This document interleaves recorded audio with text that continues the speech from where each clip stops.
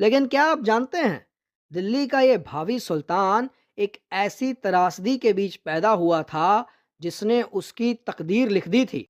और कहा जाता है कि उसके जन्म से पहले ही एक हादसे में उसकी माँ की मृत्यु हो गई और उसे कोख चीर कर बाहर निकाला गया था। आदाब, नमस्कार, सत श्री अकाल। किस्सा सिकंदर देख रहे सभी दर्शकों का स्वागत है। साल 1451, दिल्ली की गलियां सन्नाटों में डूबी थी। एक ऐसा दौर जब सैयद सल्तनत का सूरज ढल रहा था। सैयद वंश का आखिरी सुल्तान अलाउद्दीन आलम शाह सत्ता के बोझ से इतना डरा कि तख्त छोड़कर बदियाओं की गुमनामी में जा छिपा। दिल्ली लवारस थी और गिद्धों की तरह चारों तरफ दुश्मन मंडरा रहे थे। तभी उत्तर पश्चिम की धूल भरी आंधियों को चीरता हुआ एक साया उठा। एक ऐसा शख्स जिसने ना सिर्फ दिल्ली की किस्मत बदली, बल्कि हिंदुस्तान के इतिहास में पहले अफगान साम्राज्य की नींव रखी। वो था बहलोल खान लोधी। लेकिन क्या आप जानते हैं, दिल्ली का ये भावी सुल्तान एक ऐसी त्रासदी के बीच पैदा हुआ था जिसने उसकी तकदीर लिख दी थी।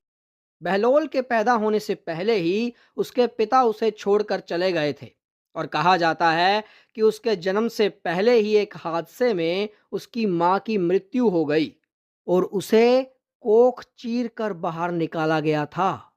एक ऐसा बच्चा जिसने जन्म से पहले ही मौत को हरा दिया था, उसकी तकदीर में कुछ बड़ा होना तय था।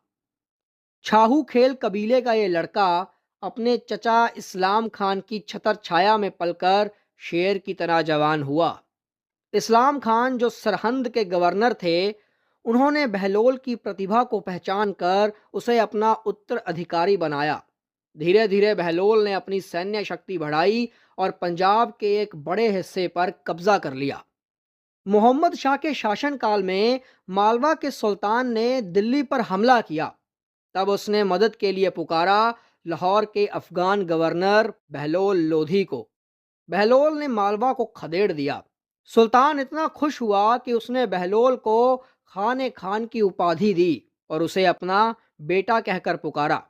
पर सुल्तान को क्या पता था कि जिसे वो अपना बेटा कह रहा है, वो एक दिन उसके वंश की कब्र खोदेगा।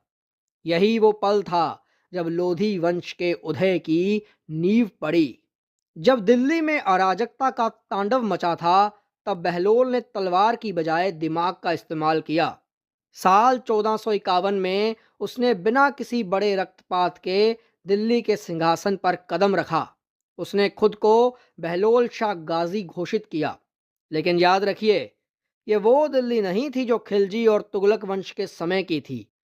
ये दिल्ली तो बस उत्तर भारत का एक छोटा सा हिस्सा बनकर रह गई थी। खतरा हर तरफ था।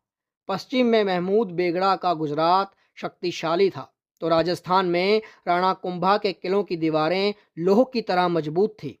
भारत के दक्षिण में बहमनी साम्राज्य और विजयनगर साम्राज्य के बीच वर्चस्व की भीषण जंग चल रही थी।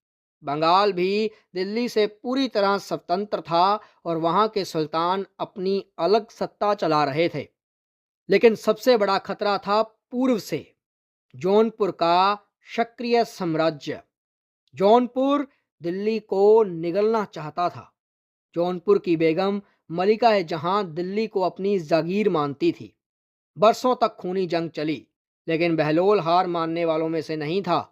उसने जौनपुर को न सिर्फ हराया, बल्कि उसे जीतकर अपने बेटे बरबक शाह को वहां की गद्दी पर बैठा दिया।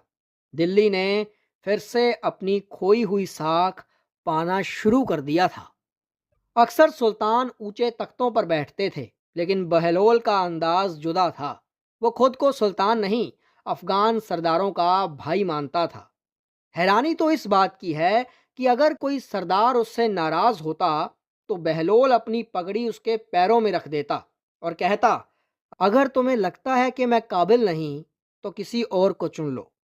इस सादगी के पीछे उसकी कूटनीति छुपी थी, जिसने सदियों से लड़ने वाले अफगानों को एक धागे में पिरो दिया।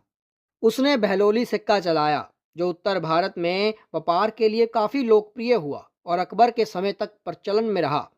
1479 ग्वालियर से फतेह हासिल कर लौटते वक्त मिलवानी की झुलसा देने वाली लू ने इस योद्धा को तोड़ दिया। बीमारी और कुदरत की मार के आगे बहलोल शाह गाजी ने दम तोड़ दिया, लेकिन जाते जाते एक ऐसा साम्राज्य छोड़ा उसने जिसने अकबर के समय तक अपनी छाप बनाई रखी।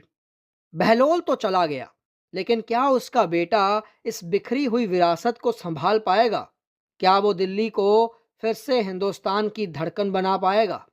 अगले हिस्से में कहानी शुरू होगी उस शहजादे की जिसने चंबल के किनारे आगरा शहर बसाया और जो रातों को जागकर गुलरुखी के नाम से कविताएं लिखता था। मिलिए निज़ाम खान उर्फ सिकंदर लोधी से किस्सा सिकंदर के अगले किस्से में।